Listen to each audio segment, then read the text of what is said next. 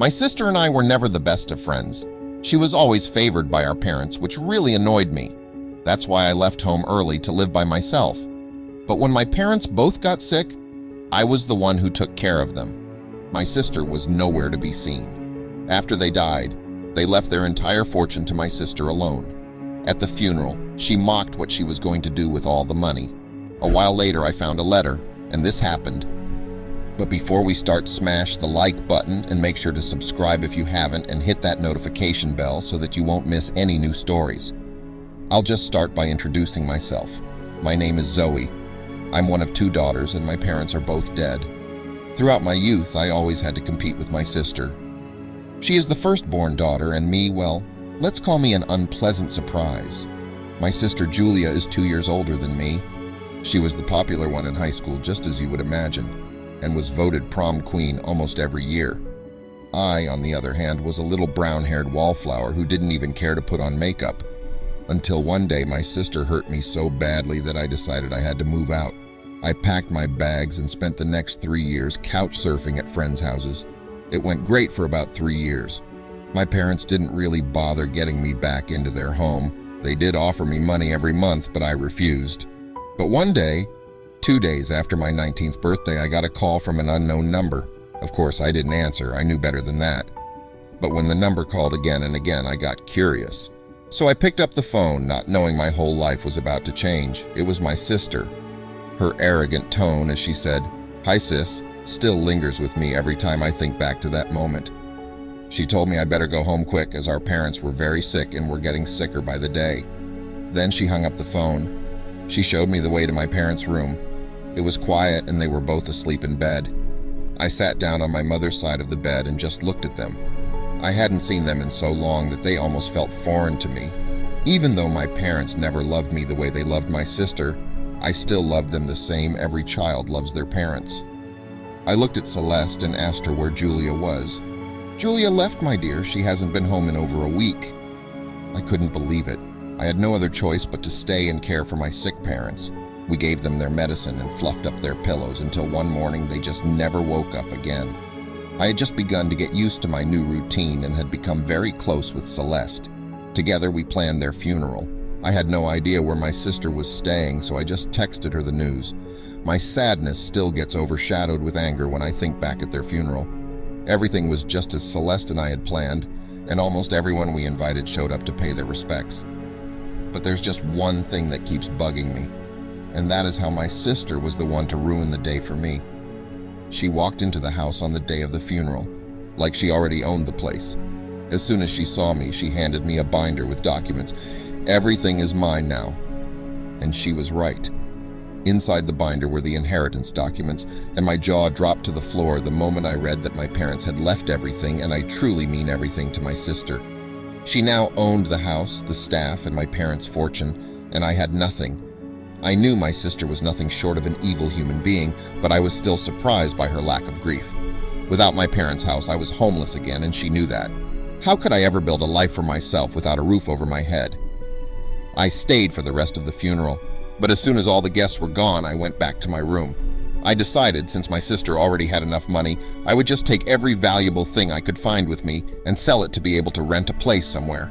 I packed up the gold candlesticks, the silverware, and a few of my grandmother's crystal vases, and I even took a painting off the wall in one of the bathrooms.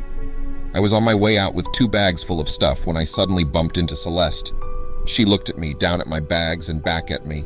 The room was drenched in memories. Every corner, every object brought a flood of recollections. Sitting on my parents' bed, the soft fabric beneath me felt like a connection to simpler times. I was jolted from my reverie by faint sounds from outside. It was then that something caught my eye, a peak of wood from beneath the bed. Kneeling down, I pulled out a beautifully carved little box. Its old, intricate designs hinted at age and secrets. It felt heavy with importance. Finally, with the back door in sight, I slipped out, taking in the comforting embrace of the open air. Walking down the path, still catching my breath, I almost collided with Celeste. Without prompting, she handed over a key with an etched address. "Find comfort there," she whispered, nodding towards the box. Inside Celeste's home, there was a distinct sense of tranquility. Walls adorned with family photos evoked a sense of belonging. With a soft click, The box finally revealed its secrets.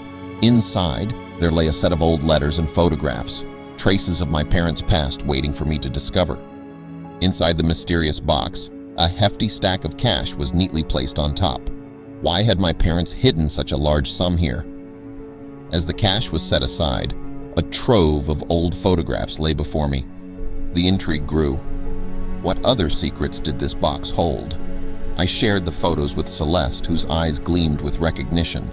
With each image, she unveiled a new tale, painting a vivid tapestry of my parents' past and filling in the blanks of stories I'd only half known. Under the photographs, an envelope with my name and Mom's familiar handwriting awaited. The anticipation of its contents gave me pause. As I read the letter, every sentence unveiled shocking truths. My parents had altered their will, bequeathing both Julia and me equal shares of their assets. But the revelation that struck me hardest was the fate of our family home. It was mine. My eyes teared up, overwhelmed by the enormity of their final decision. The wind had barely settled when Julia stormed in, her face a mask of disbelief and fury. "This is a lie, Zoe," she spat. I stood my ground, clutching the letter close. "It's their wish, Julia," I said, my voice shaking but firm. Our once shared pain was now a chasm, separating two sisters with the gulf of legal warfare. I knew I needed guidance. Mr. Allen, a well-regarded lawyer in town, was my choice. "This will isn't just paper," I whispered, handing over the letter. "It's the voice of our parents." He nodded, assuring me he'd stand by my side in the impending storm. The town was abuzz. From the grocery store to the post office, everyone was talking about it. I overheard Mrs. Julia wasn't backing down. She spread stories, insisting the letter was a sham. "Zoe's playing us all," she'd hiss to anyone who'd listen. My heart ached. How had our bond frayed so badly? I prayed that truth would prevail. The day Mr. Allen called me back to his office felt like an eternity, but his news was worth the wait. "The letter's genuine," he proclaimed, showing me reports and expert testimonials. A rush of relief surged through me. Our parents' wishes were clear, and I had the truth on my side. The next step awaited. The house felt different after the verdict. Not just a structure, but a testament to my parents' love and wishes. Bringing the house back to its former glory was my way of saying, "Thank you, Mom and Dad." Saw the moving van from my window. Julia, with boxes in tow, looked back at our family home one last time. Our eyes met, and in that fleeting moment I saw a glimpse of the sister I once knew. Words weren't exchanged, but there was a silent acknowledgement of the pain we both felt. She drove away, leaving behind more than just the house. Celeste was there, like always, with her unwavering support. The community, too, stood by me. In their gestures, kind words, and invitations, I felt loved. The house became more than bricks and mortar. It was a sanctuary of memories, love, and new beginnings. There, amid its walls, I found my purpose and peace. My parents might be gone, but their legacy will forever thrive through me.